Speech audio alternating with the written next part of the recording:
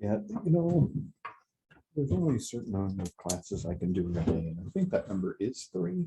Yeah, we exceeded it. Any more than that is too many.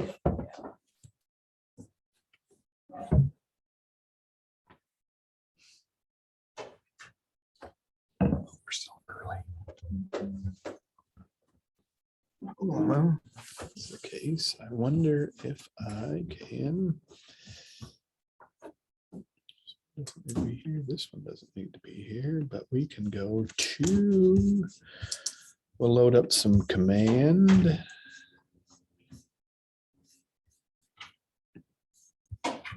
We'll load up some.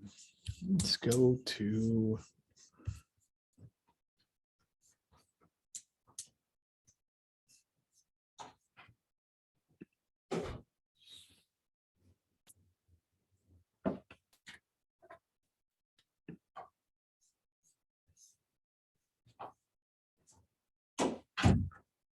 Tabs from other devices. There we go. No, desktop.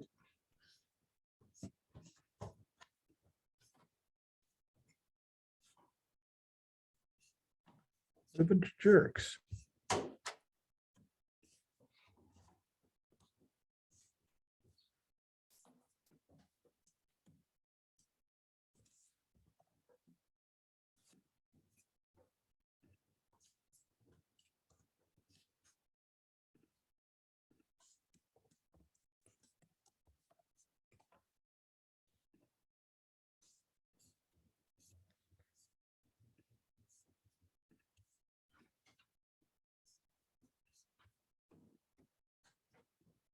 Was there thing 5 today? It was, no. 7. Yeah. Yep. Yeah, gratitude. Close that then and open this. And then we just play this funny game with the people on Zoom. Share the screen.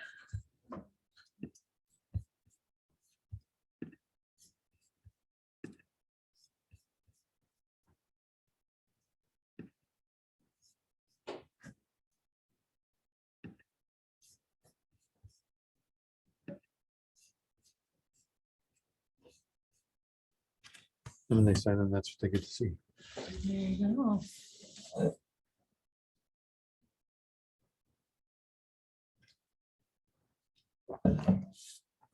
And then figure out how many times you say what.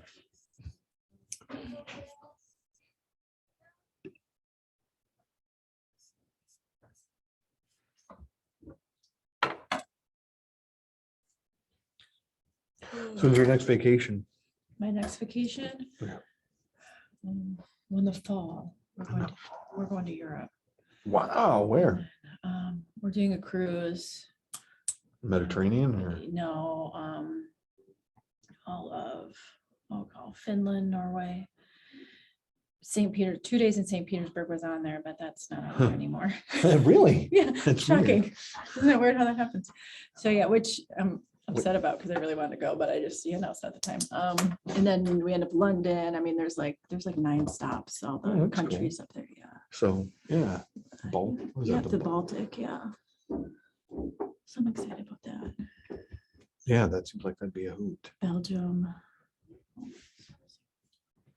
We, the office folks, it is a Good Friday is a day off, so I'm excited for that. Oh, yeah. It's the first. Although I think, well, I should say, I know next month I go to Texas for Yeah. some meeting. We have What you got going on in Texas? some like Keller Williams leadership meeting that we go to. And I'll go to, Oh, nice. I'll jam 900 hours worth of class into 4 hours and, Right. Okay, thank you. and then you go out of there and you just, a little Yeah. overwhelmed. That happened last time when we went to that family reunion thing, and you go and it's over the weekend. So, you're working and then you go to the conference and then you're back at work and it's not till, a few days It later. seems like they pack a lot of stuff into those weekends. Well, I mean, at the end of the day, real estate agents don't, let's say they don't have vacations, but Mhm. you know, you're intentional about your vacation. So because of that, you know, like things like this, they're super intentional about the time and trying to make sure that you get a huge Right. benefit in the condensed amount of time, because, you know, what if you get a lead while you're there? Right, a lot can happen in a week, especially right now with the way things are going. Yeah, so, you know, you just don't want to miss stuff. And it feels like, you know, for a lot of agents, you're making that deal, right? Mhm. So I can afford 3 days, but maybe not 7. Right.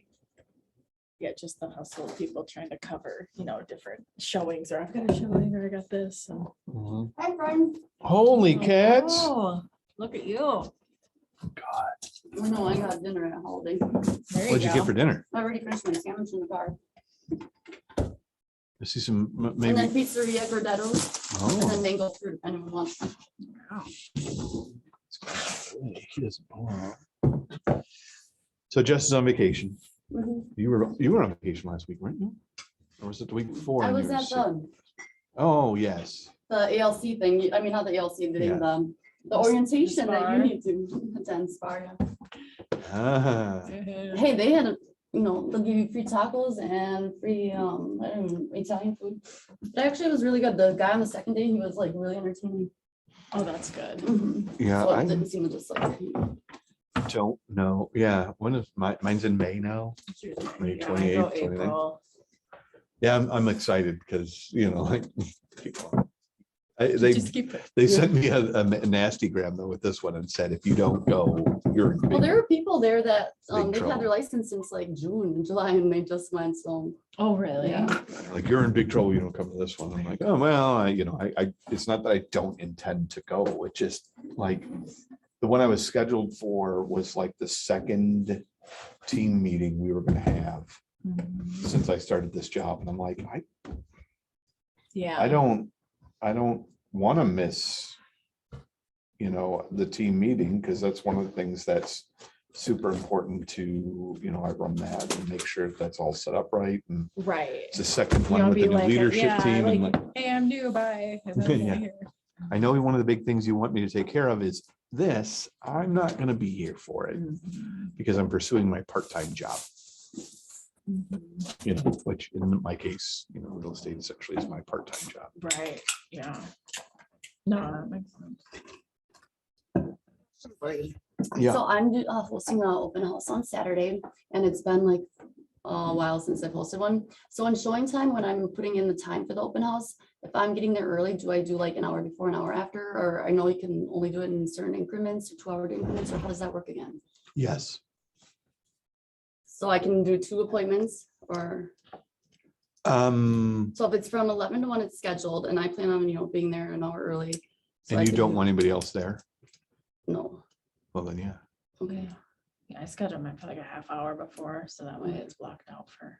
And then just, so Yeah. then I do, Both Um, after, okay. both before. I would do both before. I And mean, after, just make sure you yeah. close up and.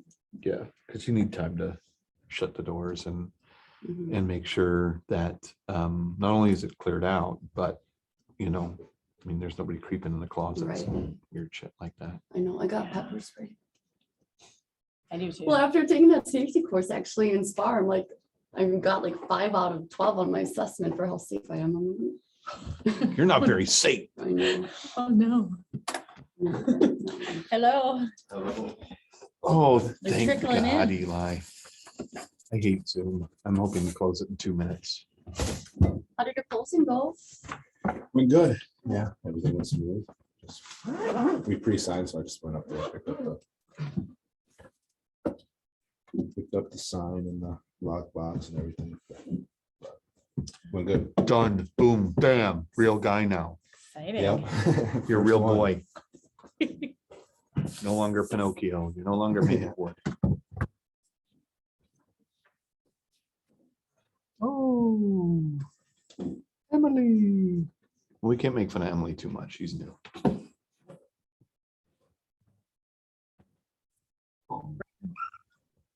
Hello, Emily. Hi. Sorry, my kids are in the background, so I'm gonna go on mute quickly.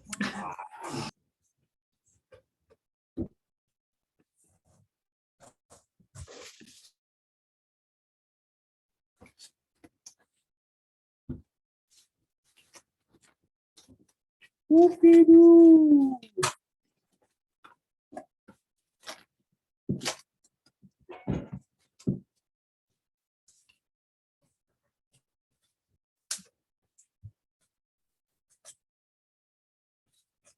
new with you guys?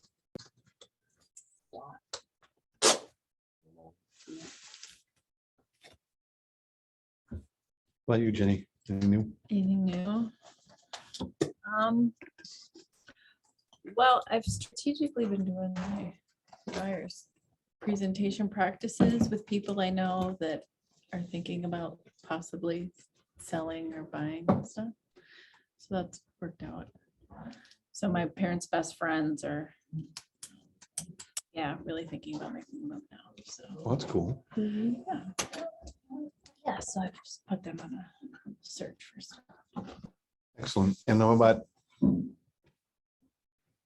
Yeah, I mean, that's two sides theoretically. Yeah.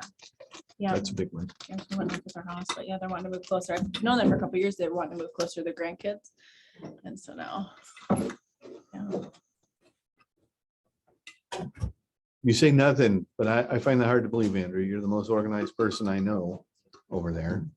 I don't know. I mean, I finally finished my buyer's guide.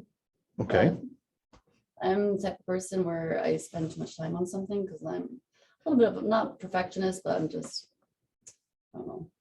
So that was a win for me. Can we call it an aware perfectionist? Because clearly you are a perfectionist. You're just aware of it. And then, yeah, aside from that, I've just, I'm a nanny now, so I've just been, to get some more income, so I've been watching these kids while I do some real estate stuff. And earlier today, I was doing that KW prep with, he's like, oh, who's that? You do know that girl? I'm like, that's Coach Molly. Introducing Yeah. Coach Molly. Eli, close the house. What else? Closing the house. Got another thing that'll go live in April, which is good, We're at in Farmington. Farmington. Yeah. So you don't have to drive to, Downtown. like all the way out into the universe. Yeah. Where'd you get this one? Sphere of Influence. So it's my parents, I mean, best friends. Okay. I hang out with them all the time too. So that's helpful and they're ready to That's go. nice. That's how you go. Have you, well, I mean, that is what it is. Yeah, basically they're gonna rent after. So that's the Okay. plan. They bought land up north and they're gonna build. So What a pain in the ass that is, but Yeah. hey, building is a lot of actually people, I mean, it's a big motivation for folks. Where's it at roughly? I mean, were you guessing from a price standpoint when I say where it's at? It's gonna- I think we're gonna list it at 515. I think Okay. it'll go over. Nice. Yeah, but it'll sell at that price range. Yeah. What's going on in Emily Town?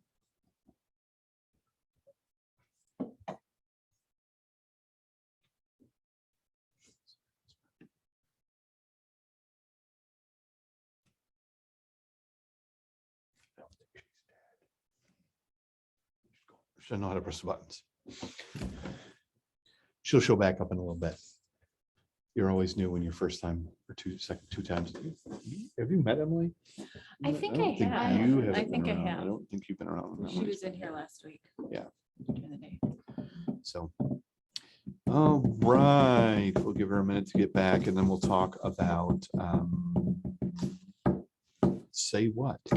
Say what? Say what? The gratitude conversation. And then I want to go through some newer tools that I think will be really helpful for our databases that I'm willing to bet are still somewhat suspect. When I say suspect, they don't have all the 4 key things. What are the 4 key things? Eli, can you name any of the 4 key things? Phone, email. Phone, email, that's 2. Address. 3, I was gonna say address. name, Name, birthday, oh, yeah, right? I mean, name. and name and Birthday. birthday are the things, Yeah, right? Those are the 4 birthday. things. But there are smart plans that you can set up that will help automate getting those empty spaces. Was that kind of what, Toddy? Yes. posted? Yeah. Yeah, that's what she posted and we'll was having trouble with this earlier today. When I was on the other side, my whole system shut down right in the middle of the conversation. Actually, Blake was in my office. We were chatting with the earlier group, and then Blake left and apparently took the internet with him Oh. because the entire thing went Oh, no. right as he walked out the door. The whole Oh, thing did he just leave crashed. signs? He did. Okay, perfect. There are signs in my office, signs everywhere, signs blocking up the scenery, breaking my mind. Do this, don't do that. Can't you read the sign? We've all heard that before. Right? That's as close as you'll ever get me to karaoke. Hey, Emily, I see you're back. Hi, sorry. I'm back.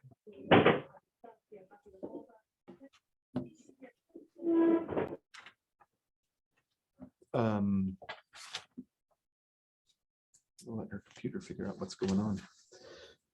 But the module, well, Emily gets figured out, Can you hear me now? is Kind of? the gratitude conversation. And I'm going to read it, and I'll say it like I'm talking to Eli. And then I'm going to explain why I think that's crazy, and then we'll talk about how we could do it for real, right? Because I mean, if you read this, hello, Eli, this is Jason. I'm calling to tell you how much I appreciate you for helping that person sell their house. We were talking about gratitude today, and I thought about you.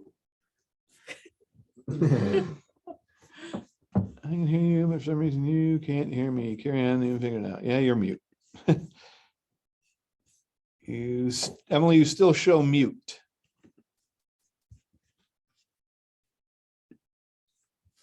Yeah, even now, can you hear me? Yeah. So we're talking today, and I thought of you. I knew this was a good time to thank you and ask if there's anything I can do for you. Please don't hesitate to ask for help or advice or information. Or what else? Anything else? I would also like to tell you that my new business will be built on referrals from people who may be in need of my services to buy a home, sell a home, or invest in real estate.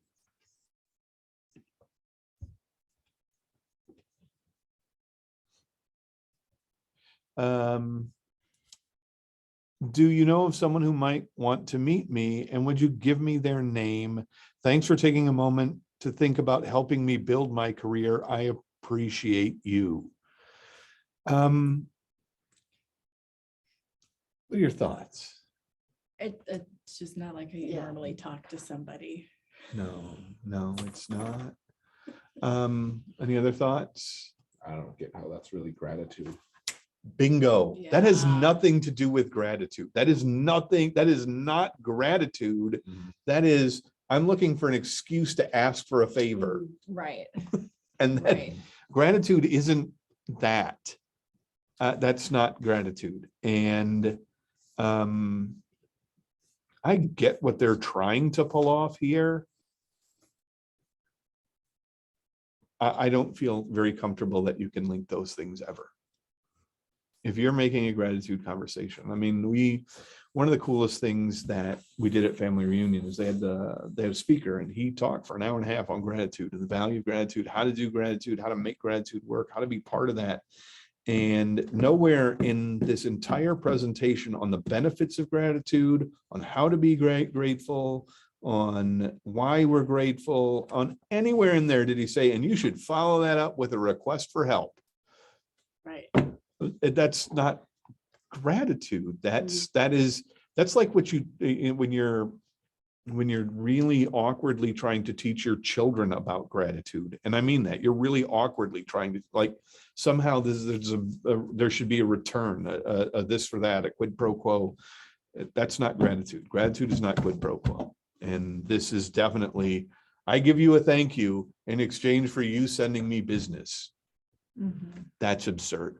So, and that's all right. I mean, look, that somebody had an idea and maybe they thought it was good, and it ended up being in a book, and then hopefully somebody's going to call them and say, this is absurd, because I would never want any human to do this. And I would think that this is the kind of conversation my dad would have with me.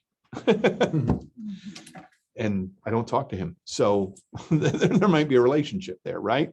But is there a way?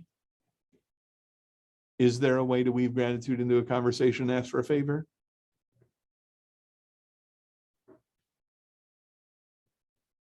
No, it's okay. Just say no. Yeah. No, there isn't.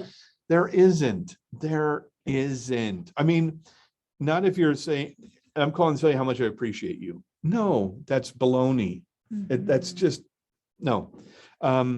You could start out the conversation really at the next line. We were talking about gratitude today, and I thought about you because I am grateful for you. You do a lot of things, and I am asking a favor, but I'm not going to call you up and say anything about telling them that I'm thankful for them and I appreciate them, and then turn around and ask for a favor. You can talk about gratitude as being the reason you might have called somebody, because I recognize that I probably haven't told you as many times as I should, and I'm thankful, and then hang up, because that's the end of the conversation. That's it. So, I would be remiss if I said that I thought that you could do that. I don't think there's any way that these two things are connected in that way. And I guarantee you I can find somebody in the office who does this and it works. The gratitude mixed with the faith. I guarantee you I can find somebody in the office who does this and it works. So if you think that that could work for you, then there's certainly no reason not to do it.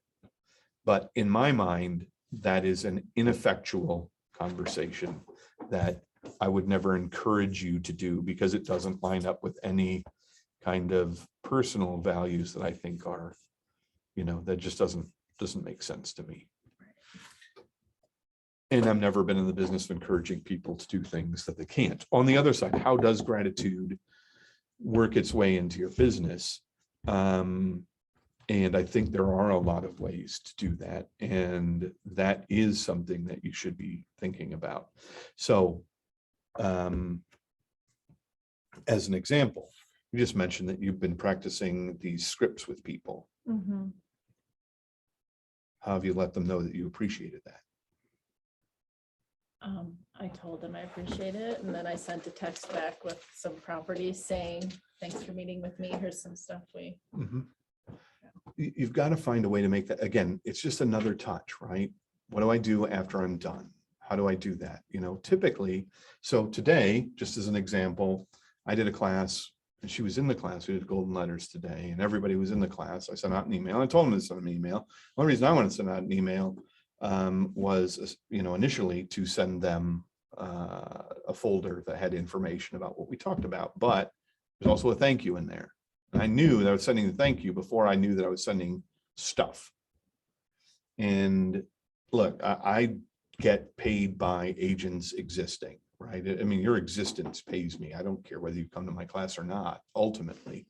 But personally, I get value by people learning and trying new things. And if they're successful at it, that's when I get value. When I know that they tried something they thought was hard or difficult.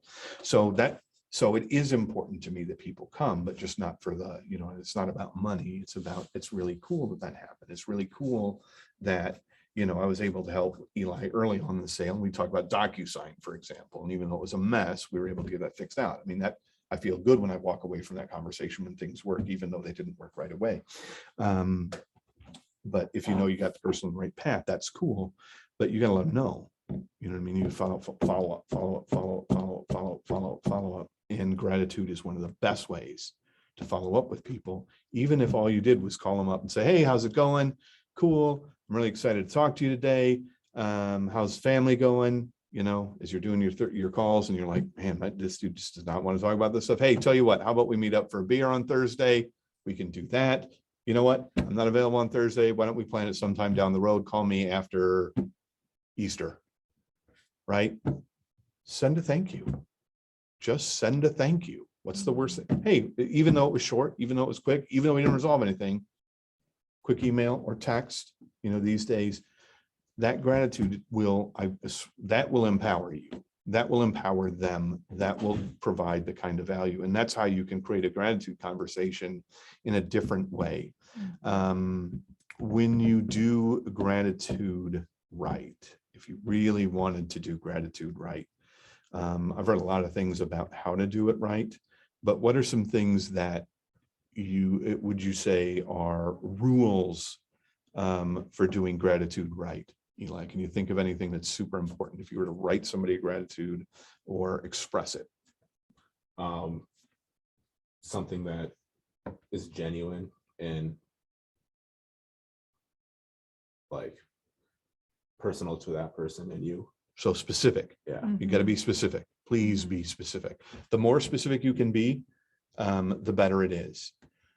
Any ideas? It's hard because we don't think about it that way, No, right? you We don't. really don't. And I'm going to try and provide you with actual thought process to that. I guess be sincere, be kind of what, yeah, you like said, but, Emily added, don't expect anything in return, which Yeah, There we go. I mean, that's the first place, right? I mean, this is, I'm doing this for the purpose of gratitude, not that.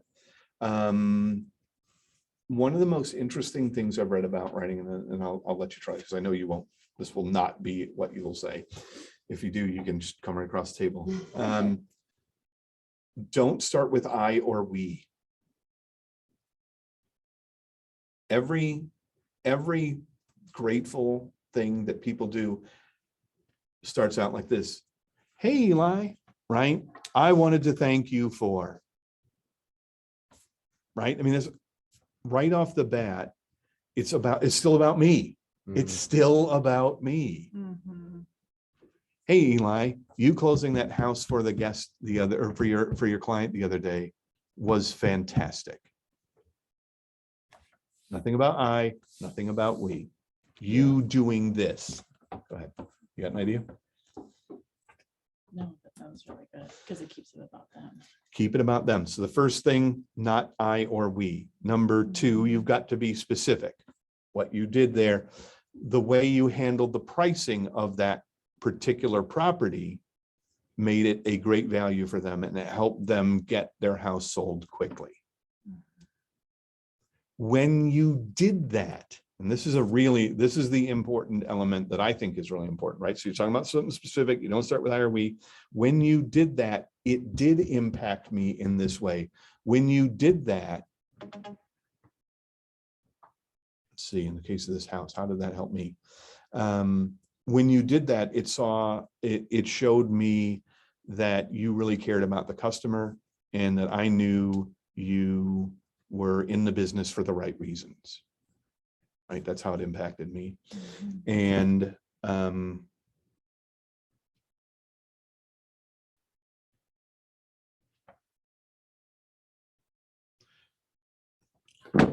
so not about you, it's about them. Something specific. And then finally, how did it impact you, or how did it impact the situation, so that you're creating a clear picture in their mind of what it did. Andrea, thanks for picking up, or let's try this one around. We'll move it around a little bit, and we'll come back to that. Andrea, thanks for bringing cookies to the last meeting we had. When you did that, it was awesome because it all made us feel a part of your vacation, and it was cool for you to bring those. And I said her, but I meant you. Right. Oh, thank you. Yeah. That was nice. But how do you bridge those pieces, and bring all those pieces in, to each situation? When you did that, we felt like we were part of your vacation too, right? I mean, it doesn't have to be amazing, but when you do that, it's so much better than the cold, thanks, man, which has a place. But if you really want to practice gratitude and be part of gratitude, that's how you do that. And if you do that thing, that sort of practice, and you just, even if you do that sort of practice and you send somebody one card a week like that, I promise you it will change your life over time. That alone, that practice right there over time will change your life. And you will want to do it more because you'll be like, that felt really good. And maybe you never hear from the other person, or maybe you do. You know what I mean?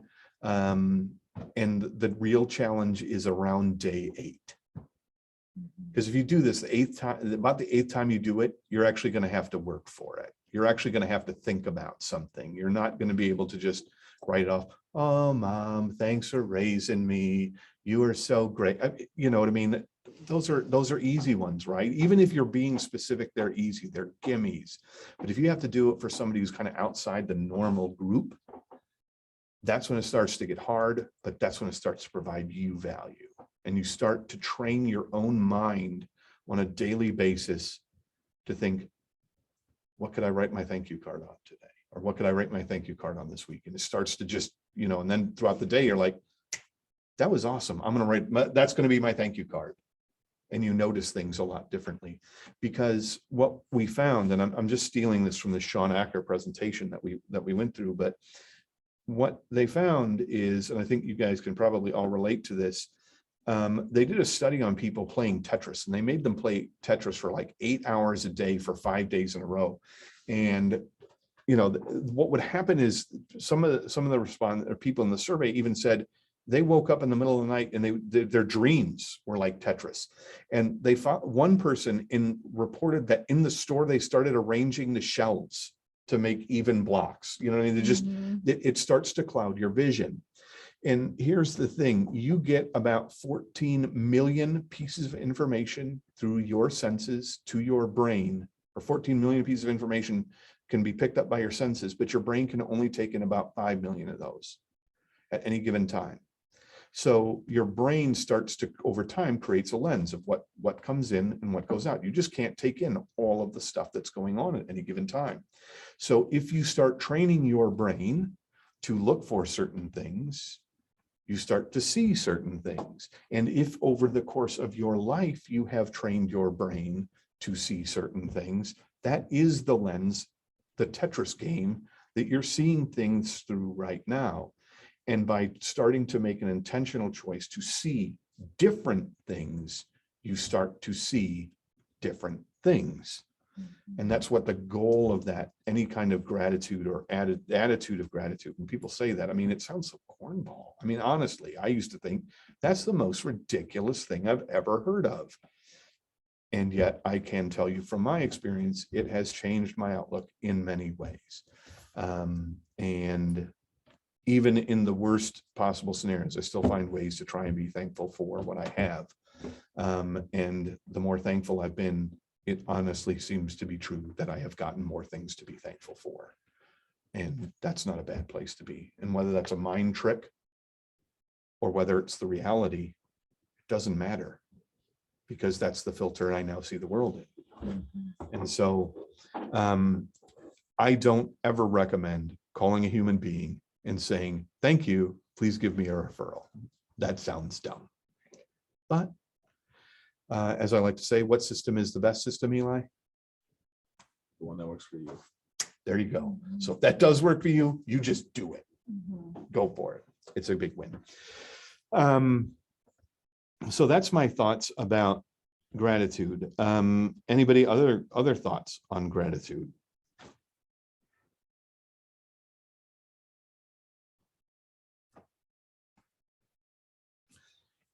What's something that happened this week that you are grateful for? Something that happened this week that I'm grateful for. I'm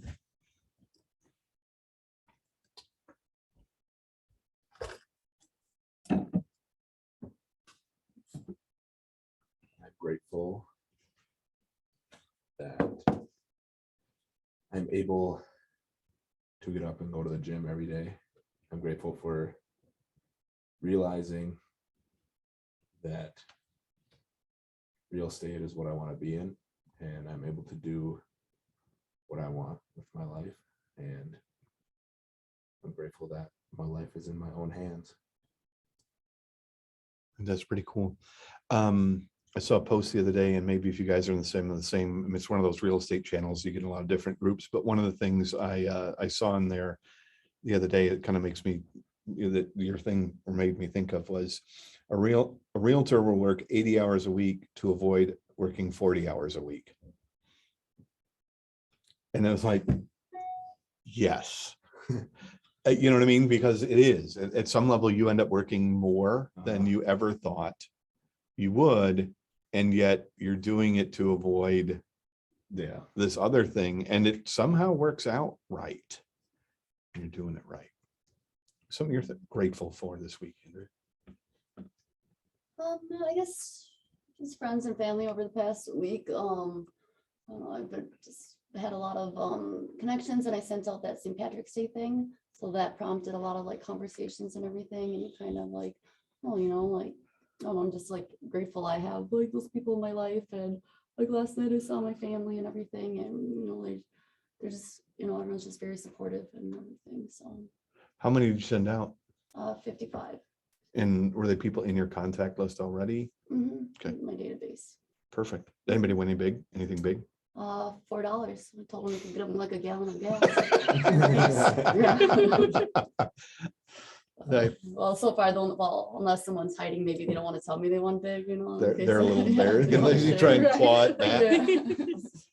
Yeah. Get some of that back. Yeah. How about you? Yeah, I'm just grateful. Like I said, I've been doing those practice buyer consults, and I've also been doing listings, because if you see somebody's kind of like both, then hey, we're gonna do both. And I'm just grateful the response and just how supportive even extended friends and people are, We've talked about it a million times, your friend, but it doesn't, you can talk about things or you can see them, and seeing them is very helpful. But your friends want to help you. You believe they want to help you, but then seeing them help you Right. is a completely different thing.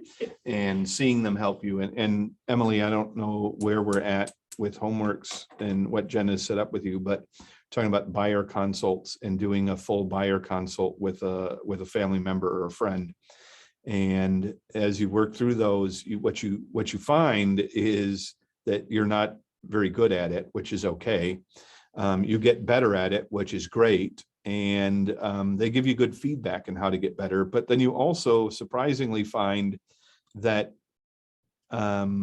sometimes they start being interested in doing what you're asking them to do, or they start referring you because they realize you're serious about this because you've practiced it and you're practicing it with them, and they think, oh yeah, this person's they're legit at this. And those things start to happen as you practice. And then of course you get better at it too, and you start to realize these parts don't matter and those parts don't matter. So I can get rid of this part of my process. And maybe I need to include this because everybody asks about this. And you start being able to refine your presentations. And you just start out with, the closest people to you, whoever those might be, and work through that practice, and get feedback and get better, because it doesn't matter who you are or what you do. I don't care whether you're in the Bolshoi Ballet. I don't care whether you're an actor or you're an amazing musical artist. If you are a basketball player or a football player, in the modern age, you likely have a coach and you practice. And if you want to be good at anything, you need a coach and a practice. And that's not to say that people aren't successful on their own. They are, but I also sometimes laugh about the old days when Obama got up in a statement. He said, "You didn't build that," and what he meant was, you are surrounded by people who are trying to help you be successful. And maybe that wasn't the way it came across, but the reality is you are a product of all the people around you, and having them and letting them help you is such an important part of our business, that by doing it, you create a great opportunity both to get better and an opportunity to advertise your business and an opportunity for them to help you, which they want to do. If they're your friends, they really do. And you may not realize it, but they really want to help. And if that's the way they can help, they feel great about doing it. So I'm a big believer in that. So who's read MREA? I read like 100 pages. 100? Yeah. Excellent. Eli's like, I don't even know what that is. If Blake was No, here, I've Blake would absolutely say he doesn't know what that is. the audiobook I have Have you? listened to. I haven't read it though. Okay. MREA? No.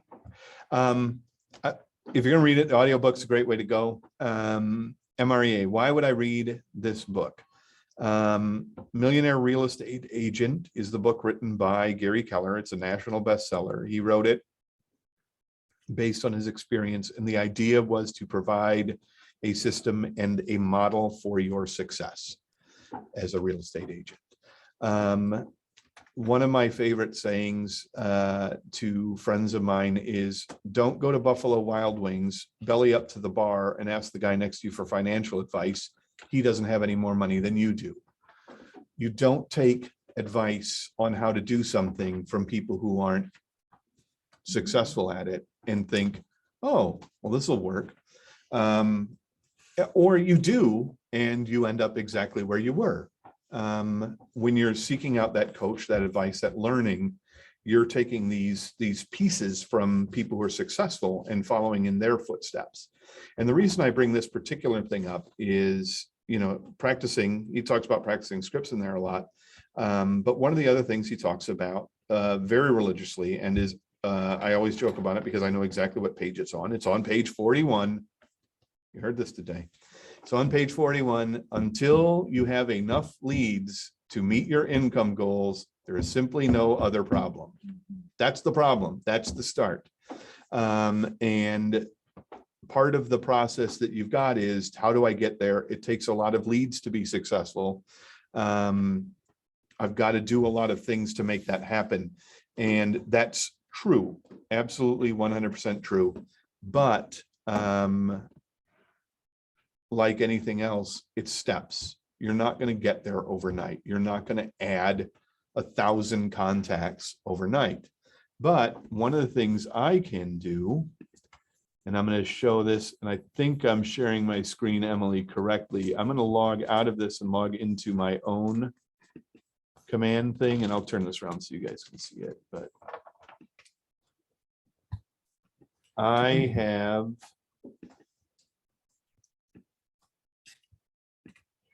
a tool I have is called Command MC, and that is command for the Market Center.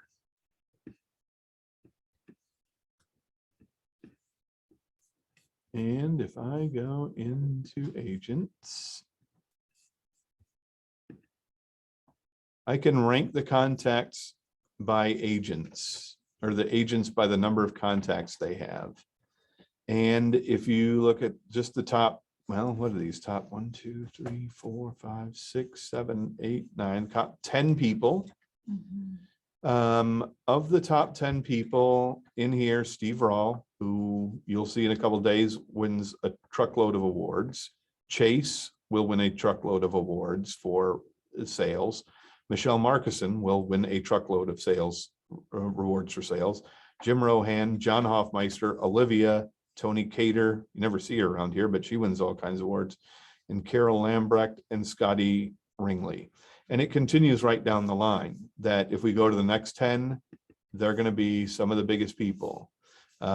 Kelly, Lisa, Melissa Lombard, who doesn't work here anymore, the Duckworths, Jana Riley, Kristen Rizak, Sarah Anderson, Kim Hams, Deb Edlund, and Dwayne Moore. And I'm telling you, you walk around this office and ask who the production people are, they're going to give you one of those 20 names. It's about contacts. I'd like to tell you there was a different story. I would like to make it a different thing, but at the end of the day, that's it. It's that simple. Not easy, simple. That building that database is the key to making your life simple and effective, and the stuff that you do effective. So then we start asking questions like, how do I get more contacts, right? I mean, that's the real thing. And there's two things you have to do. You have to have contacts, and then you have to protect them, right? When I say protect them, I mean that the average person moves to a new residence every 13 years. So every 13 years, there's two transactions created, right? A sale and a purchase by somebody. If you think about it that way, you just can do some quick math and figure out how many people in your database there need to be to normally do 20 houses, 30 houses, whatever, how many you want to do. There's just a simple way to figure that out.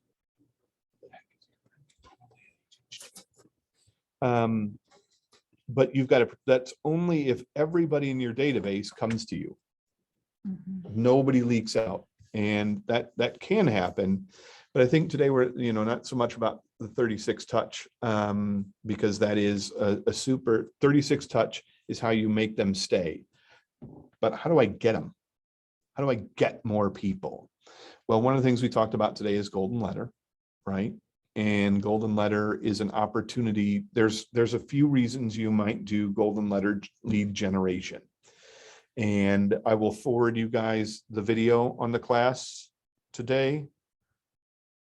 And when I get that uploaded tomorrow. So tomorrow I'll work on that and I'll upload it and do some editing, and then we'll forward out the link on how specifically to make that happen. But there's a lot of different ways you can do the golden letter. And one of the most effective ways is to help you create a database of customers around your home, right? Because that area the best. And if you go into Remine, you can select your neighborhood, you download those things, and then you can move those people right into Command, and those become your contacts. You then set up your 36 touch program. If it's set up correctly, you can start touching them right away, right? With the different mailers and stuff you have. You don't have to send them. You can use Remind to get contacts and not use it to send out golden letters, right? Golden letter just says, hey, are you interested in selling your property? Now you might do that, but you don't have to. You can just use it to get the information. But one of the things I talk about in the golden letter class is if you're really trying to build your contact database, the golden letter itself is passive aggressive. It is trying to make contacts without fear of rejection, because when they look at your letter, you never know. It's just gone. It's not like calling them up on the phone and them saying no, goodbye. It's not like going to their door and saying, hey, would you like to listen to me? And them closing the door in your face. It's without rejection. There's no possibility of direct rejection unless somebody really takes the time to send you a letter that says, please stop sending me emails, which that could happen. That could happen. And I know that for a lot of people, door knocking, not effective. It's not an effective use of your time. On other people are super passionate about it. And what system is the best system? It's the one that works, right? The one you use. So if you want to do that face-to-face contact, do it. What the golden letter system or the gathering from Remind and putting them into contacts and then building my 36 touch system around it, what that does is it allows you to increase the scale of what you're doing faster. And that's super important, right? So there is a real benefit to kind of starting out in that direction. What I don't think is effective with a golden letter is to then look at Burnsville, for example, and just say, I'm going to try and get 300 emails out in Burnsville randomly. Does it work for some people? Sure. Do you know anything about Burnsville? I don't. So that's not necessarily going to be really useful for me in that way. And if they were to look me up, you know what I mean? That's the only contact we have. Could I win from that? Sure. If I get one listing out of that, is it worth it? Yes. Of course it is. The interesting thing about your business is it is a home run business. If it works one time, it pays for itself almost reliably, whatever that is you do, right? But a lot of times you have to consider what you're doing and does it provide a return on investment. So let's say my lead generation tomorrow is I'm going to go to an animal shelter that I know is having an event, and I'm going to get involved at the event, and I'm going to be at the animal shelter. I'm going to donate my time at the animal shelter and help them with their adoption day, right? That is my lead gen for today, but it's only my lead gen for today if I actually try to generate a lead. Just showing up and kissing dogs and handing them out is not lead generation.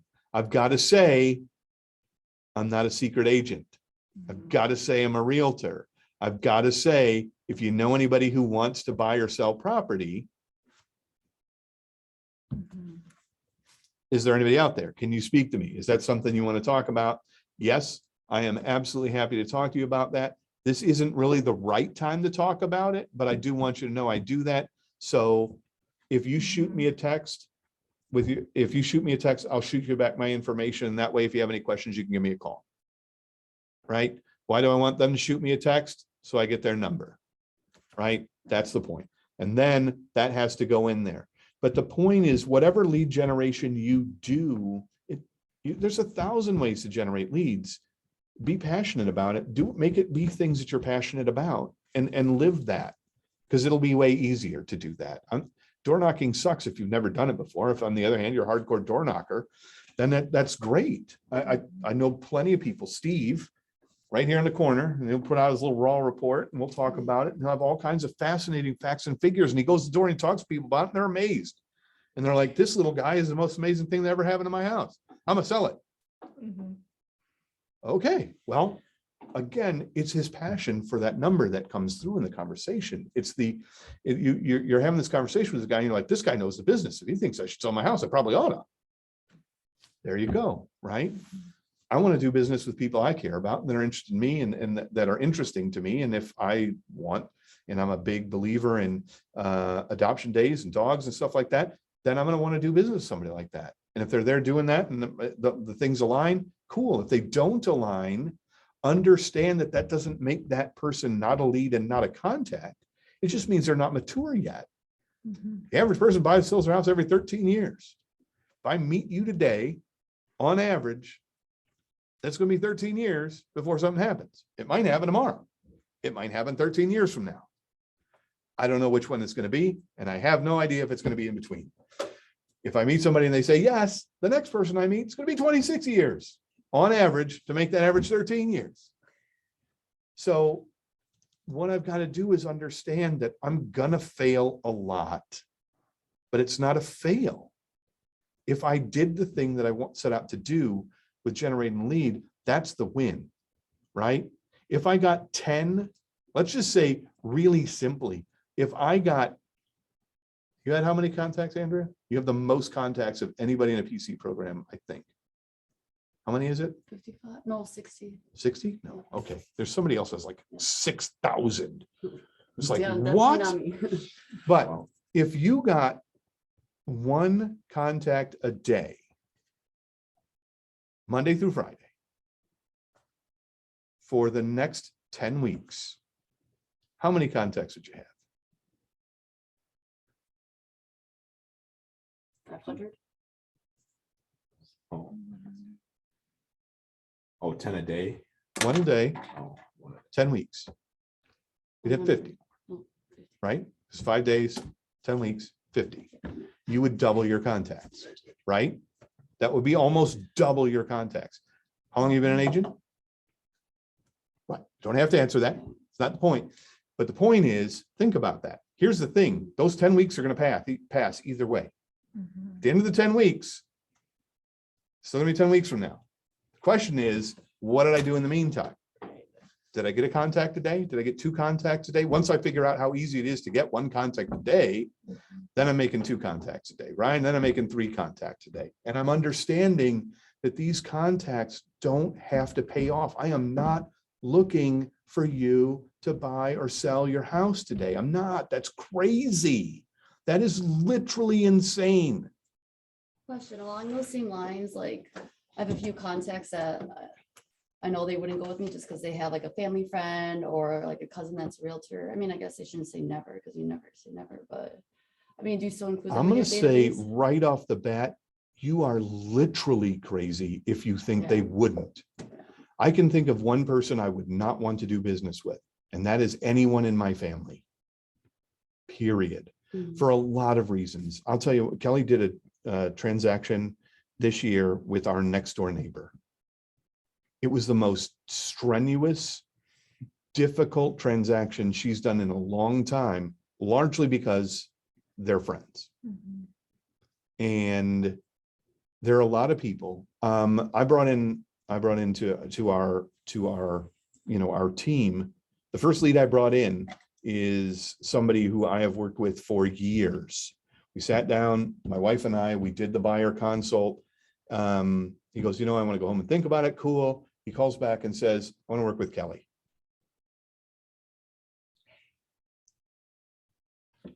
Fuck off, man. I'm not even kidding. I want to work with Kelly. He goes, well, you're my friend. I don't want to ruin that. I'm like, how is that gonna? All right, whatever. It doesn't matter. It doesn't matter.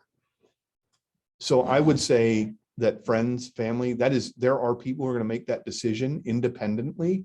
If they say, hey, I'm still your friend, but I'm never going to do business with you. You know what you say? Cool. But you have friends who you might refer to me. Because the thing about your sphere and the thing about your contacts isn't even just what they do, right? It's what they do to around them as well, because they have a sphere. And if you're top of mind in somebody else's mind, and they have somebody who says, hey, so-and-so said he was looking for a house, and they give you that information, they don't mind giving it out to you, right? There, you know what? I know that I'm always going to go to Uncle Joe to sell my house, but I do have a friend who's looking at moving. Do you mind helping him out? They want to help you. It's so bizarre.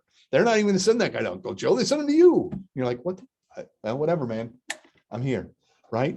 And that, you know, we all know Uncle Joe, man. He's stuffy. Andrew's fun. I'm going to go hang out with Andrew, right? I mean, they'll make that kind of decision. You know, oh, you're just a better fit. And so, yes, absolutely, they go in your database. Absolutely, you don't go, man, you're on the clock, buddy. But, you know, because they probably will go with a more close family member if that's an option. That's probably true. But that doesn't mean, you know, I probably don't put them on my VIP list, and I probably don't invite them to a lot of client events until they produce a referral. And at that point, all bets are off, because then they might, after you do a referral for them and then the feedback is good, they might abandon Uncle Joe. And that's where, you know, that's where you have that opportunity. So that the trick is to start building that database on a regular basis. Is that by itself is the first and the most important step to getting success there. And you have, and we'll continue to pick on Andrea, because, and when I say pick on, it's just, she's right across the table, so it's easy for me to look at her. She's got 50 to 60 some contacts in Command right now, and she has 647 friends on Facebook. I'm guessing. I have more than that. You're drawing the connection there. That's what I'm saying, right? Look, that's one of the first things I want to talk about today when we talk about smart plans, right? Because smart plans are super important. Smart plans. And if you go into smart plans, there is a smart plan that I really highly recommend that everybody get. And if you've been part of the discussion before, then you know what's coming. And I try to make these things circular so that if you miss one, you get there. But there is a smart plan called, oh, who hit that stupid button? Smart plans, but it's called Social Media Touch Plan.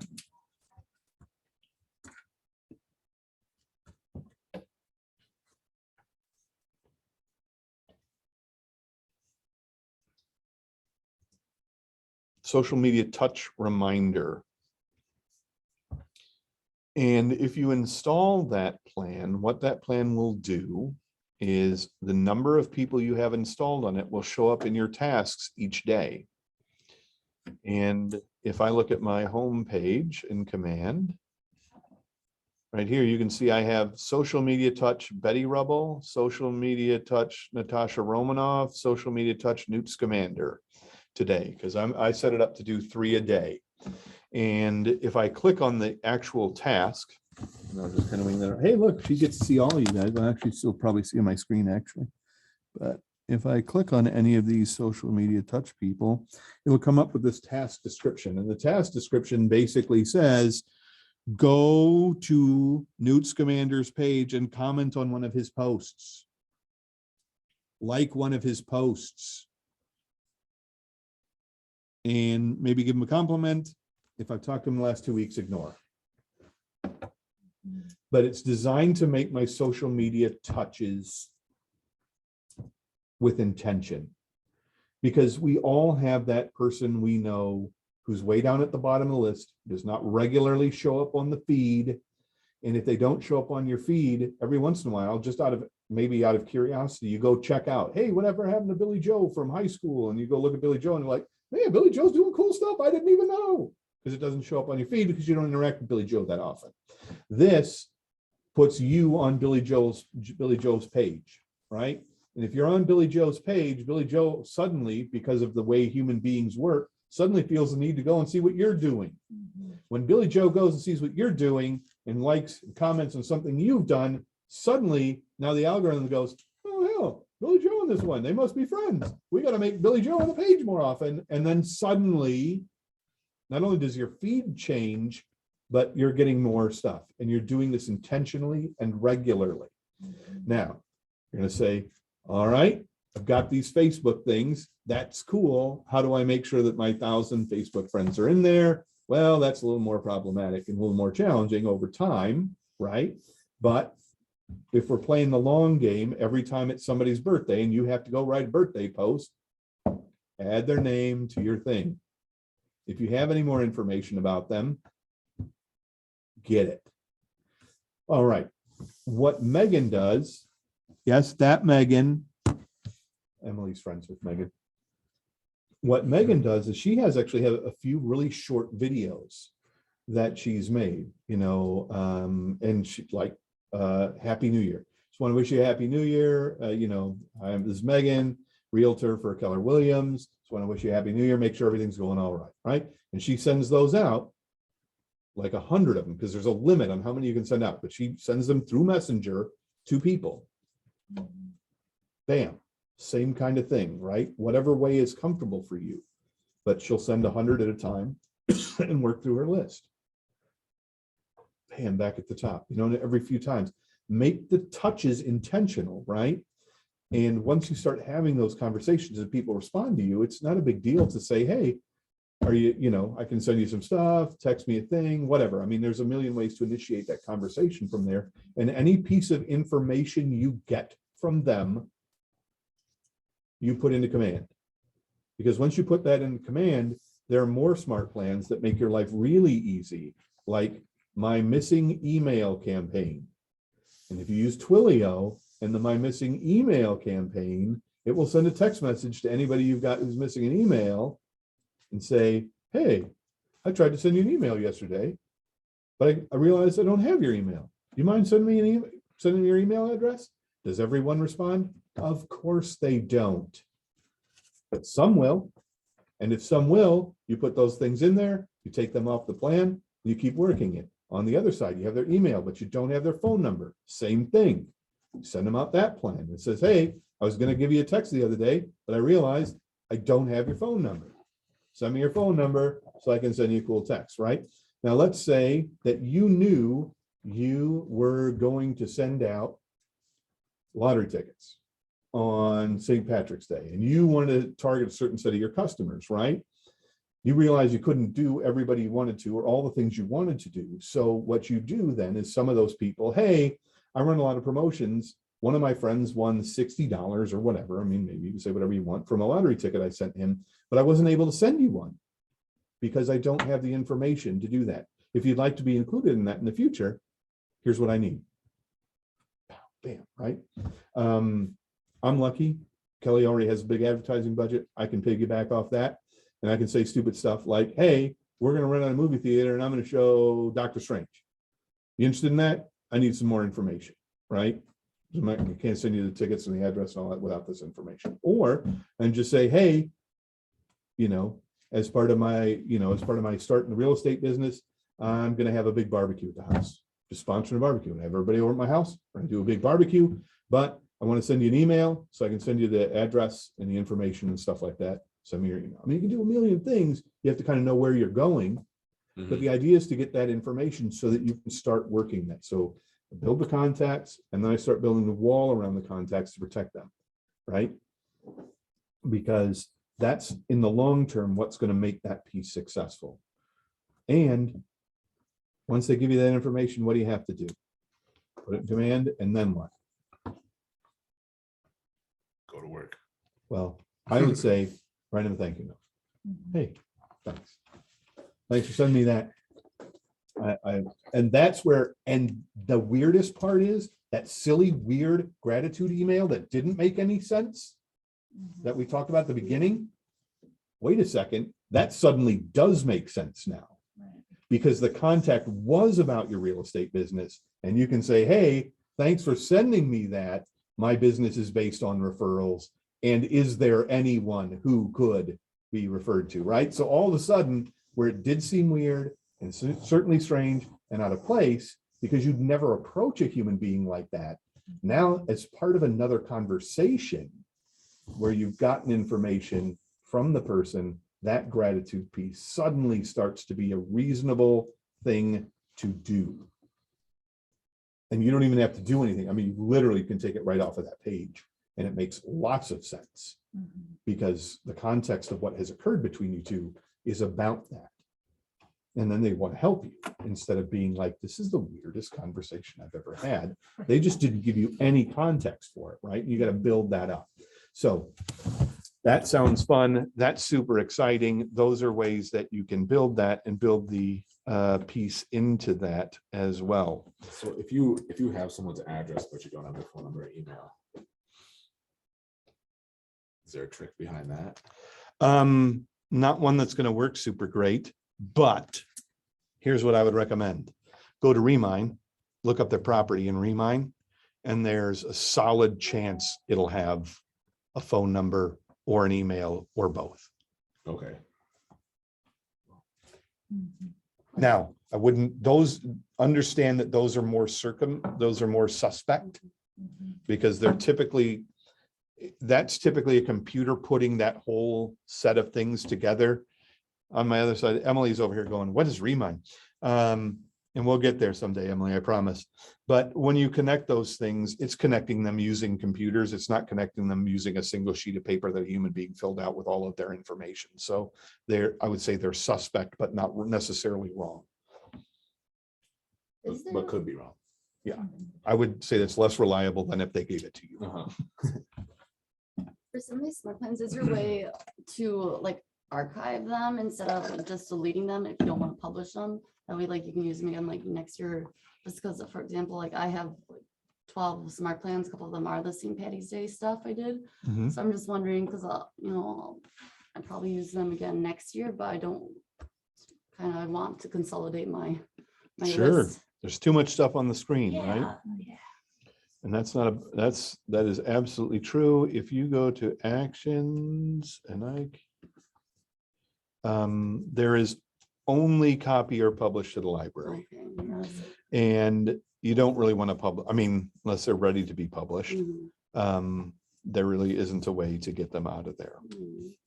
which is unfortunate. But if you get to a point where you're force ranking them, or what I would recommend for the purposes of what you're talking about is I might edit it, change the name to start with the letter Z, Yeah, and then sort it by. and then force them to the bottom. Or any other similar trick that would work the same way. If you were in the library for smart plans and you went to author name search instead of smart plan name, and you typed in Marty Miller. And Marty Miller is a man who does a series of videos on YouTube for Command. He does a Marty Miller 66-day challenge. He's done it for 5 years in a row. He should be starting year 6 soon. And those 66-day challenges start with the very basics of Command, and they work all the way down to some of the most complicated things you can do. But when Eli calls me up and makes an appointment to fix a problem, and I leave a little box for him to tell me what the problem is, I go look at his problem on Marty Miller's 66-day challenge, go find him on his appointment and explain to me what Marty Miller explained to me. And then he suddenly thinks I'm smart, and I'm really not. I'm just repeating what Marty Miller said. But Marty Miller has made a number of smart plans that are outstanding. And the two I recommend are the missing phone number smart plan and the missing email smart plan. Those are fantastic plans. And if you look at the missing email smart plan, it sends a text and the text just says, hey, Barry Allen, it's Marty Miller with KW, or in this case, Jason Arvidsson with KW. I hope all is well with you and your family. I was going to check in via email, but realized I don't have your number, or I have your number, but not your email. What's your email address? Also, send me your home address and I'll send you an update on homes that are recently listed in your neighborhood so you can check out pricing and pictures. If you like the update, I'll keep sending it monthly. If you don't, you can unsubscribe. I promise you people will do it. And again, will it be everyone? Of course not. But it will be more than zero. And that is a step in the right direction to getting your database in place for what you need it to do. Because in the long run, the more tasks you can automate like this, the better off you are. And like we talked about, the other one that's in there is one of the things he has is the My Long-Term Nurture. And My Long-Term Nurture includes phone calls, touch tasks, and sending texts. And that's the kind of plan like we talked about, where I met somebody the other day because I was at the dog adoption event, and I just got their name and their phone number. And this one is basically based on phone calls and texts. That's all it is phone calls and texts, this plan. But I use the long-term nurture because I know right off the bat, this is long-term. This is not going to happen right away. And you can change the delays in any of these things if you want. This is a 31-3 touch, 3 touches, and it'll repeat through 6 times. You'll get a sense of whether this is the right thing to do for you and what the times are, but don't be afraid to get a contact and immediately put them on a smart plan to remind you to talk to them again sometime in the future. Another one, following up on Facebook leads. I think people, generally, if you haven't run a Facebook ad yet, you can do that through command. They're pretty inexpensive. You can set your budget to what you want, and it can generate leads. They are more successful when you advertise a listing because it has something to advertise, so it has an idea of who to send it to. And that's Facebook's algorithms working for your benefit versus just advertising yourself. But Facebook leads on average take 18 months to mature. On average, it takes 18 months for a Facebook lead to mature. So if you get 10 leads from Facebook, chances are you're not getting somebody who's going to even mature within the month. But that's 10 contacts in your database that you're working on. And then there are smart plans that go along with that to follow up with those types of campaigns. And if you use that campaign, that's designed to just kind of power you through the sorts of things it takes to turn that person from into a conversion. You're trying to convert that contact into a lead. And that's the strategy behind the business, right? What's the difference between a contact and a lead? The lead is now talking to you, right? It's contact, you've made contact. A lead is now talking to you in this context, right? If you're having a two-way conversation, it's a lead. And from there, if you really want to get super fancy, you put them in your opportunities as either a buyer or a listing, and they're in the cultivate section if they're truly a lead. And then you work on that. You know, your goal is to move that thing forward, get an appointment. And then once you got an appointment, then you want to close the deal and get a referral. And then you go back to square one again, because it's going to be 13 years before that person goes again, or 5, because you don't know. Maybe the next person buys their house and it stays there for 26 years. That means somebody's going to do it in 1. And that's the thing that it's difficult when you're starting out. And that's where, most of us are, is in that starting out phase, because you don't have enough contacts to push out the variability. It feels very variable. Like I'm up and down and I'm working on things, but I don't have enough stuff. But the real reason it feels that variable is you just don't have enough contacts for the 13-year average to start working for you. You just don't have enough. I mean, if you have, even with 65 people, if they're bulletproof 65 people, on average, you'd get 5 leads a year. Now, is 5 leads going to be enough to make you rich and successful? I don't know what your definition of that is, but that's on average. But right now we know it's a slow market. What does a slow market mean? It's not happening. So right now you're going to need more than that to generate the same thing. But a slow market also means that sooner or later, a faster market is coming. When a faster market comes, there are going to be more of them dropping out. It's just math. It's always math. So I can tell you this, once it shifts in a hurry, because I don't know what anybody's going to do, but I can tell you whatever one of them does, they're all going to do. That's how people are. If you've ever been to a restaurant and it's not busy, and then suddenly it gets busy, and then everybody leaves all at the same time. That's how it goes. And it's not even at dinner time. You'd think it would be like, oh, well, everybody eats dinner at 6 o'clock. Nope. It doesn't matter what day it is or when it is. If you work at a restaurant and it gets busy at 2:30 for no reason, it is busy. And you're like, what the happened here? It's 2:30 on a Sunday. Yep. Everybody decided it's restaurant time.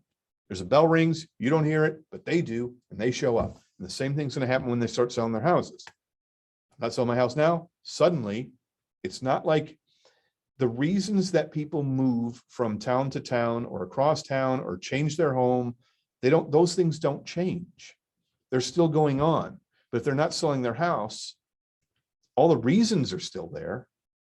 And whatever that reason is starts to bend or break a little bit, like, I don't think I want to go outside right now because there's a contagion. Once that starts to bend or break a little bit and people really feel safe and comfortable going back outside again, guess what? That starts to weaken that barrier. And then as that starts, well, interest rates are going up, so I better take advantage of the free money now. All right, starts to weaken that barrier. Then when it happens, it's a big flood. And then if you've ever seen those nature shows, when the salmon start going upstream, there's all the little bears on the side whacking at the salmon to get something to eat. And guess what? In this instance, you guys are the bears. There's gonna be salmon coming upstream. You're gonna start whacking at them. But it's easiest if they're in your database and they don't get there by magic. They get there through your work. And it doesn't pay off the way you'd like it to, in the same way that lifting weights doesn't. You can lift weights tomorrow and you go home and you show your significant other how much work you've done, and they go, I can't tell any difference. But 10 weeks later, after doing those weights, they're like, yeah, I can feel a difference. I can see the difference and I can feel it. And that's the same thing that happens with your database. Small steps lead to big deals in the long run.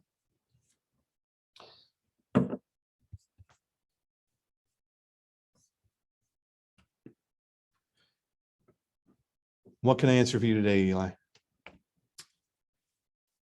That's the main question.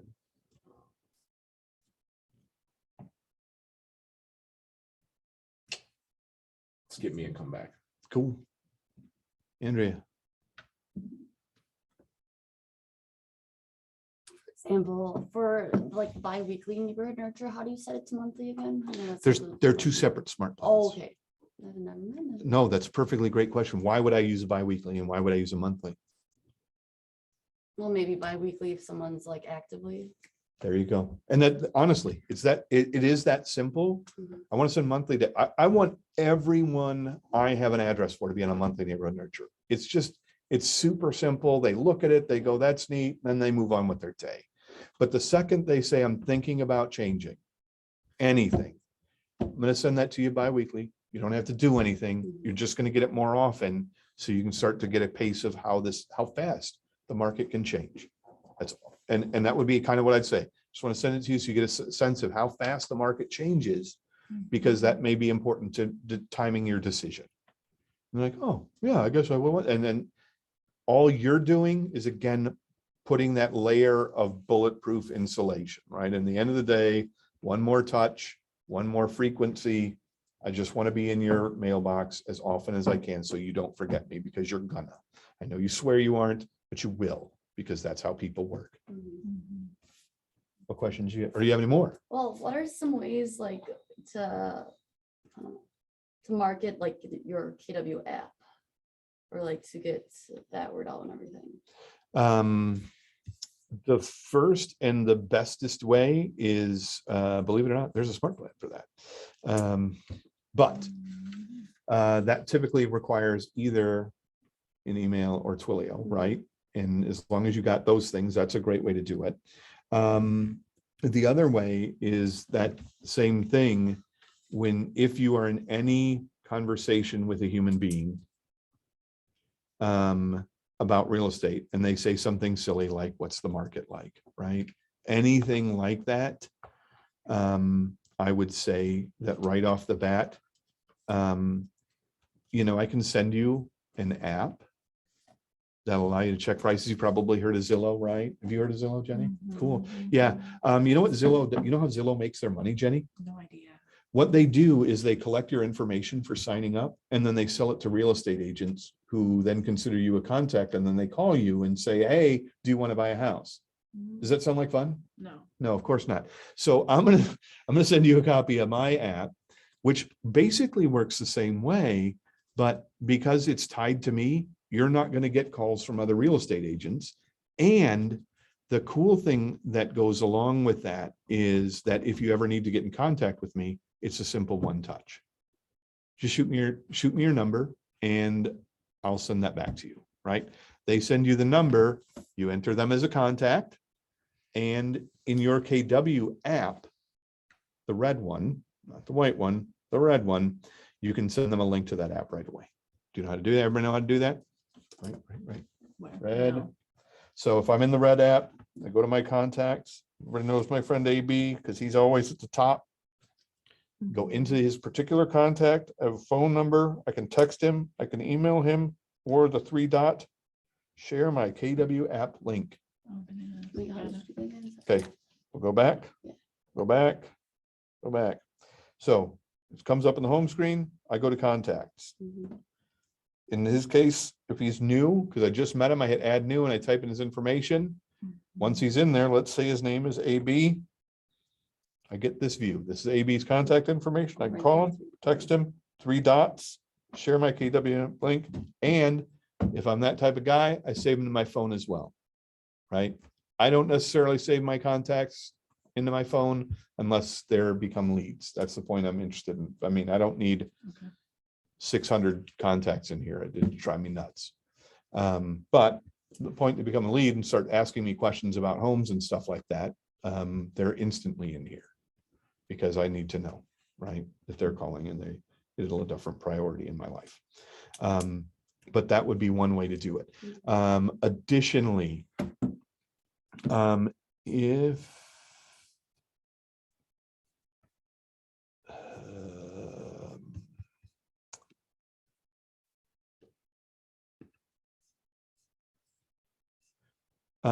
I would also send it to myself one time. And if you send it to yourself, you're going to get the link, the actual link code, www.whatever. Copy that code, put it in the QR code generator, generate yourself a QR code, slap it on the back of your business cards, get my link. Put it places, hand people QR codes, do the things. Have you put anything else on the back of the business card, like underneath the QR code saying like, check out my app or anything? You or- could, yeah. And depending on what I put it on, like if I was doing a postcard, like that mailer you did with the lottery tickets, Mhm. that QR code then kind of goes, anything that I'm sending out, I can put that QR code if I think it fits and it makes sense. If it doesn't, then I don't. And that's a simple way to make sure that that thing gets around there as well. Because again, the app is super useful. And as I mentioned before, when you go into contacts, right, I've changed my columns, right? But one of the columns on here that I don't have that can be super useful is, oh, sorry, I'm upside down. Customize columns. Let's see, recently active. And I'm going to put that one up towards the top. None of my contacts, at least my wife tells me that all my contacts are fictional characters. So that's not really true. But the recently active column here, what that shows you is if anybody did use your app. and that shows you when they used it, or if they were on your website and what they did. And so if you force rank your recently active and put all the most recently active people at the top, if anybody's been recently active, it will show up there. You can see it. You can click on their name, and what they did will be in your timeline. Okay. So that's a good way to kind of get a sense of what's going on there. And then, Andrea, call that person, but don't be a creep. Do not call them and say, hey, I noticed you were looking at a house on 3654 Collier Avenue. Say, hey, how's it going? Just want to give you a call. I was reaching out, talking to people. Right. They don't need to know why you know to call them. And chances are they're going to say, holy cats, I was looking at your app yesterday and I was looking at this house. Isn't that Like- crazy? No shit. Uh-huh. People are like that. They won't even connect the dots because they don't, even though you told them that's exactly what was going to happen. But those are some ways I do that. Eli, you ever do an open house? Yes, Eli makes cookies for his open house. Does he? That's good for you. I don't make them, I buy them. Okay. Yeah, I'm not that fancy. All right. The reason I asked is I just want to touch, it's something we did with Jenny today. Oh, You yeah, can so- make a landing page for an open house that you're doing in yeah. about 4 minutes. If you make that landing page in about 4 minutes, that landing page can have at the top your sign-in information, right? You say, you just sign in. It fills out their information there, has all the information about the property pulled from MLS. And then down below, you can add your app or information about yourself, right? And then you create a QR code and you put it in the house. So I'm gonna print off and put in a thing, and then they can do the QR code, and it'll take you to the landing page. I think that was That's shared. smart. And so if you make that page and that person walks in the house, they're directed to the singular landing page that has the information about the house. And then you say, and when the person comes in, hey, would you mind signing in? The homeowner just would like you to sign in. No big deal. They're not going to think anything of it. They're going to go, oh, okay, whatever, because if I had my house, people want to run my house, whatever. Yeah, I guess I get it. Don't fight them. You know what I mean? No, I'm not doing that. I'm not saying getting fisticuffs over it, but they're going to go in the QR code and they're going to go right to the web landing page about that house. And they fill out their information, you capture their information, and they've got what they're looking for, which is all the number of bedrooms, the pricing, where is that on the map, descriptions and sizing. So you wouldn't even print out a MLS sheet, let's say. I would not. Oh, really? Okay. I wouldn't. What do you need an MLS sheet for? Yeah, because it all comes up when you, if you like take a picture of that, it'll all come up. So all you It- really Yeah, need and then is they that, sign in and then you get their and you can contact. save a lot of paper that. I think yours is active, right? Yeah. Go ahead. Take a look. And so she did also change it, instead of saying, hey, are you if interested, change the verbiage to please sign in, roll down.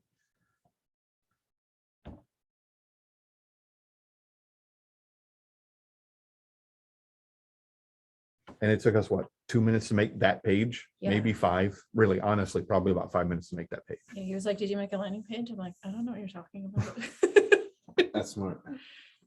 And so, and I'll do my best to kind of show you what the thing looks like on the phone. It's not going to be great, but the idea is there, right? I got to sign in and they fill out their information.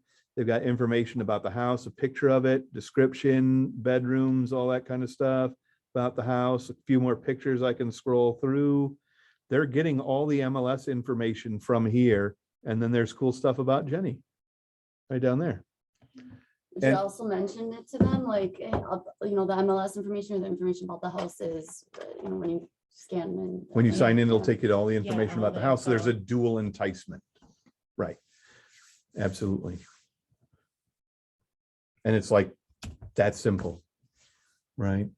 If you do get a listing in that case and you want to do that kind of stuff and you're not sure how to do it, just make sure to, make an appointment with me. Well, it won't take that long, but we can probably discuss some other things too while you're getting ready. Just to make sure you're ready to do that kind of thing. And it doesn't have to be your house. Even if you're just doing an open house for somebody else, you can still make that page. You can still do all that stuff. You know, whoever you're doing it for, won't, trust me, they won't mind. That is how they pay you most of the time to do that stuff, is whatever leads you get. And that's how you get leads, right? And then you put them on a plan. And then once they enter in their information, how do you receive it? Through, In command. okay. It automatically just populate for you? Because that is pulling all that information that's to that website. And then if they're working with an agent too, does it ask like? It does Okay. not. So those are leads that you're going to want to kind of follow and figure Yeah. out and ask those kinds of questions, you know. Or Can you add it in there? no, you can't, and you don't want to. Okay, because then they'll just mark it. Well, potentially, if they know what the point of it is. But the other thing is, you know, if you're probably going to engage them in some kind of conversation at any rate. Mhm. And if you do that, and oh yeah, Beth is working with an agent. I know when it comes through, she's working with an agent. I can just know that. So you can kind of note that too a little bit, and know Right. it yourself. You know, put it in your phone as a, you know, message to yourself or whatever, and Mhm. that kind of thing. But I wouldn't say don't have any sheets available, but I would not leave them out. I would put this out and not leave them out. Okay. Does that make sense? You know And what I then mean? just Where upon where request, assume or- that this is the default. You know what I mean? Like you go, sometimes you go into restaurants and you have to ask for water, you know? Yeah, I mean, that, look, in this day and age, sheets are trees, Kind of the same thing with the property disclosure. Don't leave that on unless they ask for that. right? Um, Sheets are trees. How many trees you want to kill? Just look at this house. You know, you're gonna put them in a drawer when you get out of here. You know, it's true. They end up in your drawer or on the bottom. What's in your passenger side wheel well?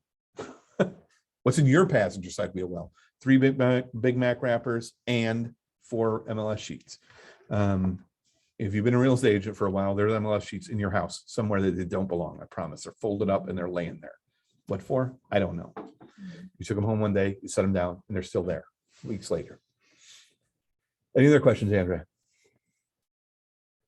No, I was gonna ask you how you do that, but I can set an appointment. Let's The do it. landing page. Okay. Let's do it. Go ahead. Pull up your command.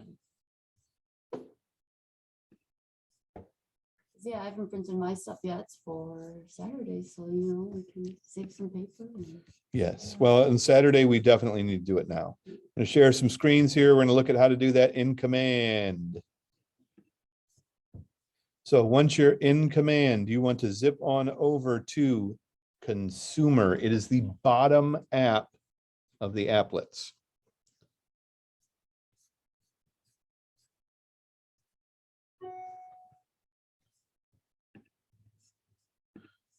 Once you're there, you want to, in the top right-hand corner, create a new page. At that point, you will have a choice between on my agent site or as a landing page. In this particular case, we want to do as a landing page. A landing page is for a singular instance or special can- project. Customize your agent site then. I see. Yes, that would also be where you Okay. customize your agent site. If you went on my agent site, that would be where you'd start customizing that. Okay. So once you get that, you get a whole new screen. I would start out in the top by changing the title to something else. And that's that top left-hand corner. And change it to the address or something like that, 64 Bush Street.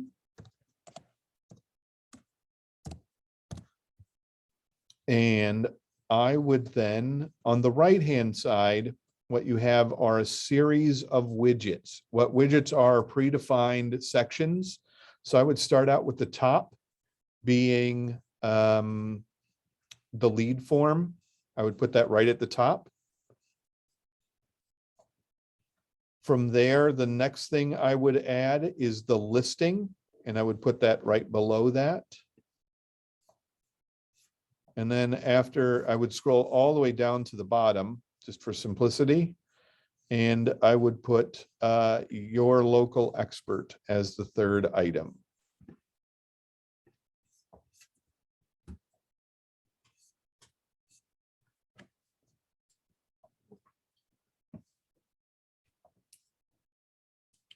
Now, we're not quite there, but we are mostly done already. From there, once you've got these widgets in place, beneath where the widgets are selected, there's an option to configure widgets. And it starts out with lead form. I would change interested, less talk to please sign in for this particular case. That tells your, it's just consistent with your verbiage. Once you've done that, hit save and apply. Go on to the second page and you select the pages in the top right corner. It's 1 of 3, 2 of 3, 3 of 3.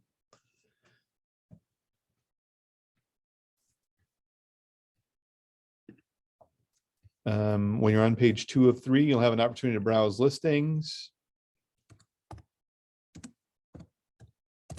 Okay, and then when it says like legal footer, what do you put in that one? I wouldn't use a legal footer myself for this particular one. You don't really need But one. it has asterisk, don't you have to have something or not? Okay. Not for this one. You could put it in there if your legal footer is set up correctly. Should say something like each office is independently owned and operated.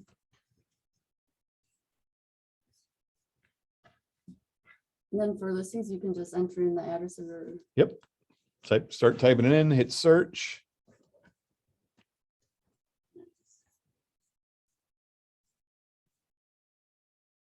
I found one in Glenville, New York. I'm going to do. There you go. So then are you able to use the same page every single time and just edit it, or do you have to create a page? Bingo. You can just change the listing. Oh, really? That's even more exciting. Yeah. You can just change the listing. That is really exciting. Wow, this house is insane. I picked an awesome one. What's all, yeah, it's pooler money. 1.4 million, 3,200 square feet, 5 bedrooms, 4.5 bath, built in 2019. The pictures are terrible. There's the same picture. I probably did something goofy. It can't be. It's still coming. The Austin, Texas. You just have that one little table, that's it. The whole house is that Just has table, one table. right? So once you've got page 2 of 3 done, you can zip over to page 3 of 3 and just make sure that any information in there is all correct, right? Your first name, your last name, any team role, if you have a role in there, like if you're in a team, you might be a buyer's agent. So yeah, okay, I see what you're saying. That legal footer thing, if you don't have any words in there, Andrea, you should have each office is independently owned and operated. You can set that up in your marketing profile under command settings. You wouldn't do that now. You do that later so that that automatically populates every time. So you need that in there for this? Yeah, you'd want to put each office independently owned and Yeah. operated. Can't you just type it in or? Yeah, type it right in there, right now. And then for the future, you'd put that in your marketing settings. And it'll always populate that for you.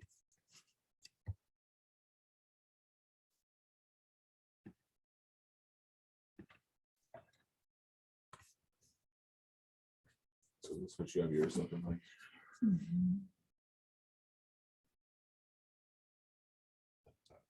Yep, it hasn't fully applied. Yep.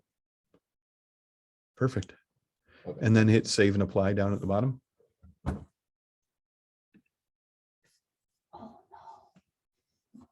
no. Mine's somewhere.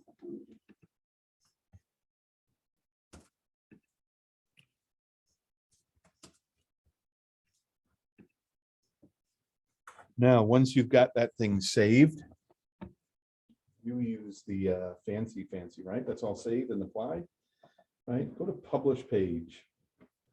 And it's going to tell you why you can't, right? If you haven't saved it. There's something in there that we don't have filled out, right? Go to landing pages.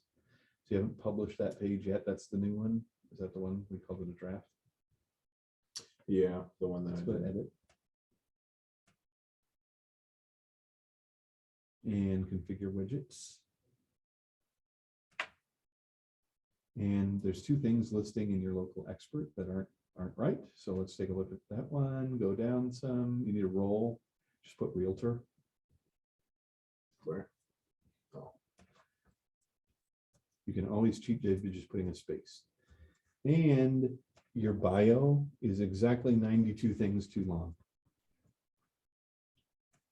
And we need the link to download your app. So fix that, Mhm.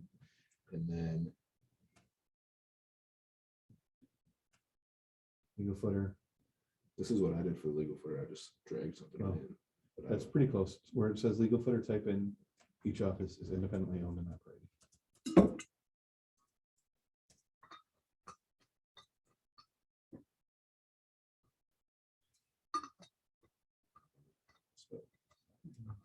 Dependently. Here. I never spelled that right.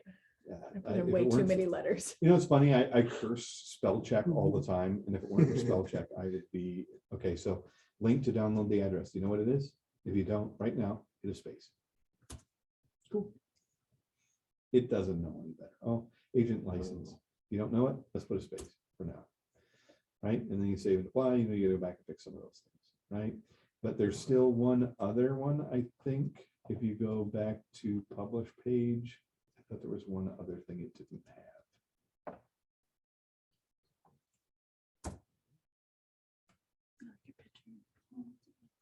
I go to, Listing. Listings. Which one you putting in? This one, I yeah, know, select right? one nominally.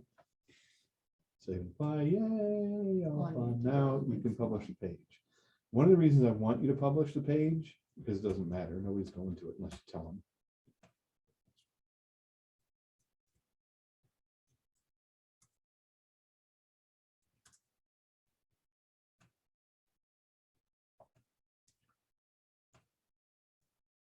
And you just update it anytime. Let's go to that page. All right. In the address bar, pages.kw.com, Elijah Winslow, all that bit. To the right side of that bar is a little arrow, the share thing. oh, Click on that. QR code.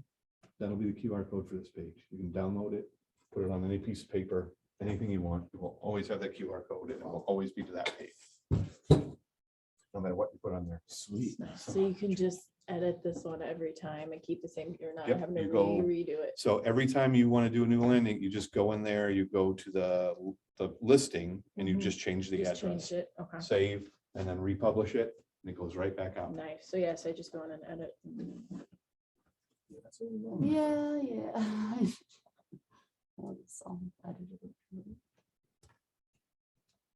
Yeah, that's super helpful, thank you, Jason. No, you know, like I said, though, it's Light still, bulb. but we have so many things that go on, right? And when you're new, I can tell you that Yeah. it's not relevant. Mhm. And there's so much information, you get jammed into your brain, you start to cry. But the end goal is, all right, so this is the new thing I'm about to do. Mhm. Let's talk. I don't care what it is. This is the new thing I'm about to do. Let's talk and see if there's a way to make this easier. So we haven't published that page, so we gotta go in and edit it yet. And if you go to publish page, it's gonna say configure widgets button, fill in the required things. So let's go back to configure widgets. And the one without a check isn't done yet. Oh, Roll Realtor there, everything with a star. That one's still Oh. 1,821 pages. Very, very important bio. We yeah, know, yeah. when the time you're done reading Andrea's page, you know who Andrea is. Yep. You don't know anything else. That's good. You know who Andrea is. Oh, man, And- and I already had, there it is. It just popped, okay. And then save and apply. Cool. And now you see the publish is green. Cool. So now if you go back to that landing page thing, you click on that super long address. Okay, that's the address. That's the page that they will see. That's a nice house. Oh, yeah. That is, yeah, 7K. It's only 700K. nice. It's got a bow on it though. That's how you know it's good when you want to buy. It's got already got a bow on it. It's ready. 5 bathrooms in that joint. wet bar and yeah. It's pretty cool. where it is in the map, stuff about Andrea. So if you want a QR code for that, Lanier's in the upload button there in the address bar. So at the Okay. right side of the address bar, actually, they need to go there. All the way over to the right side of that little square is the upload, right? I don't see. The square with the arrow shooting up. This one? Yep, click on that QR code, Oh, man, that's cool. download Why that. is there a dinosaur? I mean, I um, don't mind. Because He's it likes- cute. because Chrome puts a dinosaur. in Oh, there. okay. Theoretically, if you got really clever, Mhm. you can cut out that dinosaur and put some else there. Really? That Oh, sounds so that's like a complicated. placeholder for. Just saying. But now that you've got that download, that is the QR code link to your page, that specific page. Okay. So that dinosaur is not part of the QR code. You can put something else. Right. You sure could. Then how do you select and make like? She just literally I put opened it up a on Word Word. document, Okay. And just, dropped yeah. that thing right in the middle of Word document, put words Yeah. around it. and just made a little, Yeah, I didn't think about that. yeah, and then I can just scan it. What I did one time on an open house, I made a landing page. Then I went on a QR code maker, had to copy the whole thing and then print off the QR code and just had a little square QR code. So you could make, again, as you start learning to use that arrow thing in the box, any page you ever want to do, that's how you get a QR code for it. So like a QR code to your Okay. landing, your regular website, same thing. That makes sense. Change the size of it, move it This arrow. around, manipulate it on your page, do whatever, Mhm. just like you were having fun. But yeah, your regular agent page, that's how you get your QR code for it too. Oh, by the up arrow thing? And then Yeah, I you put never that, knew that. then you can put that QR code in everything you want to put it on. So I got a question. My friends, Charles or Chuck? he was one who was actually looking to buy a house, Charles. Hmm. Chuck. Did you just guess me? Or you actually- Just pulling names out of the air. But so let's say I have friends who like just got out of college, they're now living back at their parents' house. That's the address I have for them. How do I Word market document. Yeah. to not just them, but also their parents? You got a parent's name? Glad you're here, scan to sign in, and then I put. Not for my all of them, Okay. son up. but I guess Remind. Remind's a good way to get that information. Second thing is, if you're trying to go. The only way you're gonna do it successfully to their house is postcards. Right? Mhm. That's the only way you're gonna get any entry point with them, because they're not and I'm speaking for myself, but I'm not reading my kids' mail.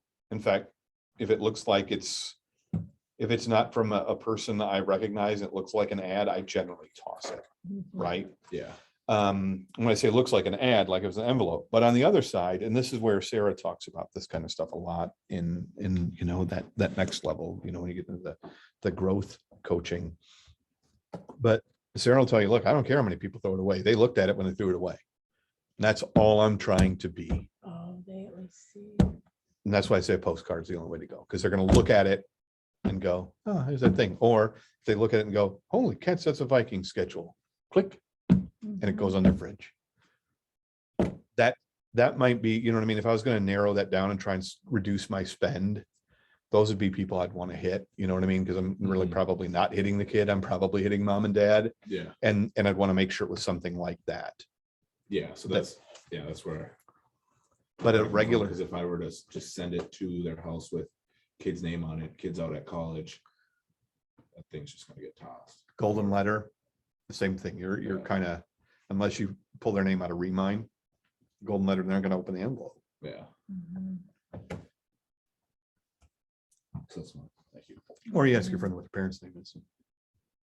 You go on his Facebook page, Yeah. True. figure out his That's easy. relationships and Yeah. put them in there.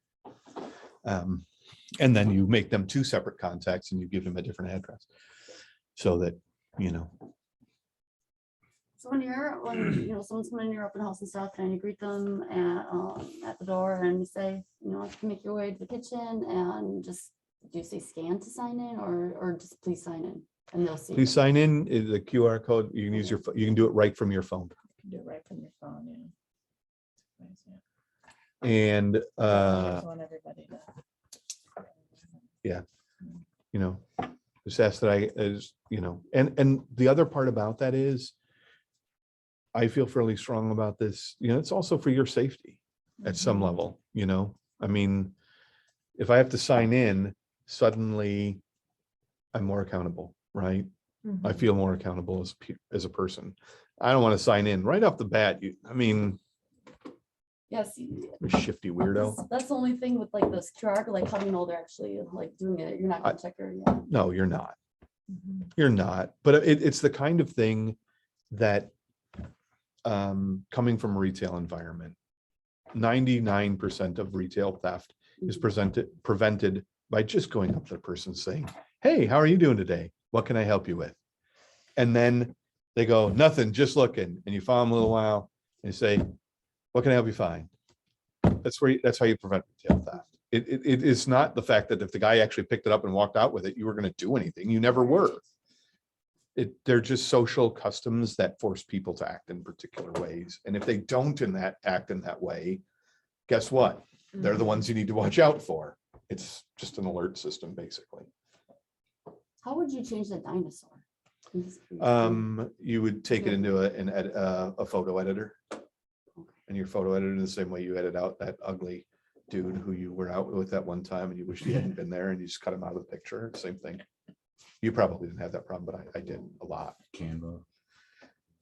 I call that guy James Fridman and have him edit it. I don't know if you ever seen his posts on Facebook, but people say, oh, James, can you please help me edit out this? My hair was in my boyfriend's face, and he'll end up like stretching your neck so that your hair is no longer in his face, and his face is, I mean, he does all kinds. He must do a regular edit for them and then Mhm. does that essentially as an ad, Yeah.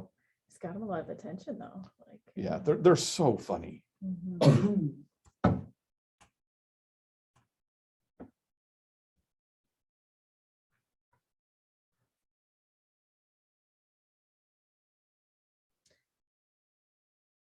My wife kind of hates him because I always cheat because this isn't exactly what his post looks like, but I always make it so that this is what his post looks like.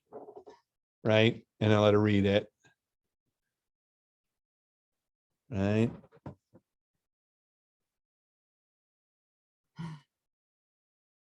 So she can read it. And then when she's read it, I go and just slide it to the right. Yeah. Mhm. But I mean, yeah, I mean, it's just a Photoshop thing. You basically click on it, you're cutting that piece out and then you're replacing it with something similarly sized. Canva is probably pretty good for that. If you use Canva, and I think that one would be fine because you can kind of size that thing specifically and just lay it right over. What else y'all got for me tonight?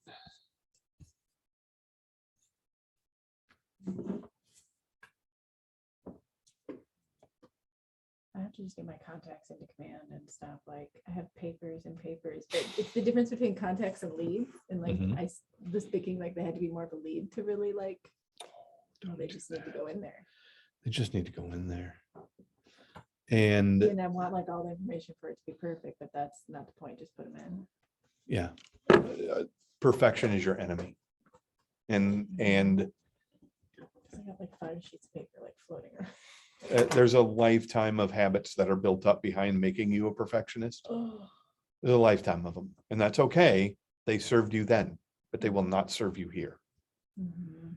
Your goal most of the time has to be doing the 20% of the work that's going to get you 80% of the results, and not focus on the other 80%. Yeah. Because Like you say, you can set smart plans for people. Maybe they're not the lead, but they know the lead. So you put them on something. So then they're like, I don't know. yeah, in the end, your goal isn't just to touch the person, but to touch them around them. And your Yeah. goal is just to be in top of mind. Again, Target sends you 365 emails minimum a year, Yeah. You don't read them all and you still shop there. Mhm. It's okay. I promise it's gonna be okay. And anybody gets stuffy with you, that's what you tell them. Target sends you 365 emails a year. You're okay. I promise. Help a brother out. Mhm. So so I'm back to that showing time thing. I thought you could do 2 hours. It's only 60 minutes at a time. So that means you gotta do like, put it in 3 times. For open house or something. Yeah, You mean for before and after? yeah. Cause right, oh, I did the schedule showing. And then I'm in agent preview and then it says duration. It just gives me 60 minutes max. Yeah, typically you just say open house or do 2 in a row. I don't see the open house option. I just did. Well, like in the description of, Oh, you put it Yeah, in and there. the comp, yeah, the little So comment. no to listing agent, add a no open house, one of, or. I'm just- what should- No, add a no. In my comment section, I just put it's feedback for open up, like it's for the open up. No to listing agent, feedback for open house. So that way the person that has the listing knows that you're doing the open house, Okay. right? So if it's Is that what actually you're doing? starting though at 11 and I want to be there, an hour early, I start time for is 10. Mhm. And then I have to do it 2 more times because it's only an hour, right? Because I don't want to get left, or I just put in the end time, because I'll be nuts. Sorry, forgive. I would just do 3 hours. 3 It won't let me hours. do 3 hours. if you go on the MLS, I can show you. Okay, For I'll like do both that. the house.